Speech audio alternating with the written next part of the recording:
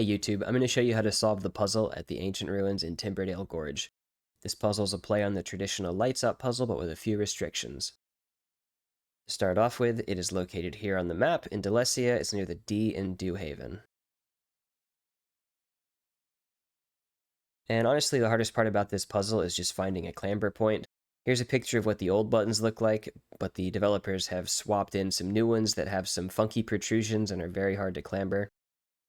Starting off, you're going to resist and then force palm the rightmost or the fourth button. Then make your way to the left and resist and force palm the first button. And the way these work is whenever you press one of these buttons, any button that is up, down, left, or right will also press along with it. Or if those buttons are already pressed, they'll unpress. That's how lights out puzzles work. The second puzzle, even though it has additional buttons, is as simple as the first one. It's only a 2-button solution, and once again, the hardest part is actually finding a point to clamber, because now our character gets stuck under it, can't find a handhold, you name it. So climbing up the vines to the left of it here is how I got onto this button. Once again, you can see the controls listed on the bottom right. It's Q on mouse and keyboard to resist, and that just prevents you from getting flung off the wall whenever you force palm. And we're just going to jump cut to the point where I managed to climb onto this button by dangling above it and climbing down. And having finally made our way there, we can force palm, and you can see that this is going to allow the current to pass through. So that's one of the restrictions here, is that there's actually a hidden path that the electrical current has to pass through. And you can reveal that with your lantern, like so. So on the third puzzle, the path is going to look like that. So the buttons that are lit up in yellow here are the ones that need to be pressed.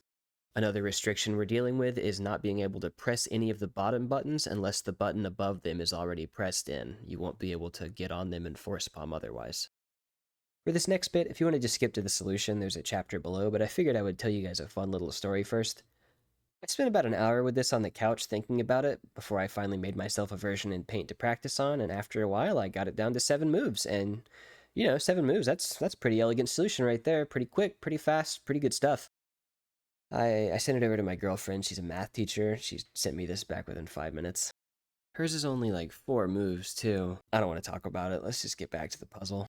We ended up settling on a 5-step solution, as the 4-step one doesn't quite work with the bottom row restriction we talked about. So to start off, go to column 5, row 2, and press that one in like so. Then you're going to move left, and we're actually going to stop the footage here in a second so I can explain what's going on. So what I just did there is I clambered onto the second row around the center of the button and then released. So I'm currently standing on the button that's submerged in the water. Because the one above it is already pressed down, I can get just enough of a foothold here, and if you force palm from this position, it will press that bottom button. This is the only way to press those bottom ones. And just like so, you can see we pressed that one down below. So that's your second move, is column 4, row 3. Third move is going to be the dead center of the puzzle here, column 3, row 2. And then we're going to copy that same tech that we just did in column 2, row 3. You'll see here I try to force palm without doing what I told you to do a moment ago, and it doesn't work. The button doesn't press. Your character just slides down the middle. And when you're doing this, if you drop from too high like that, you're going to miss the button, so you want to clamber up and drop immediately.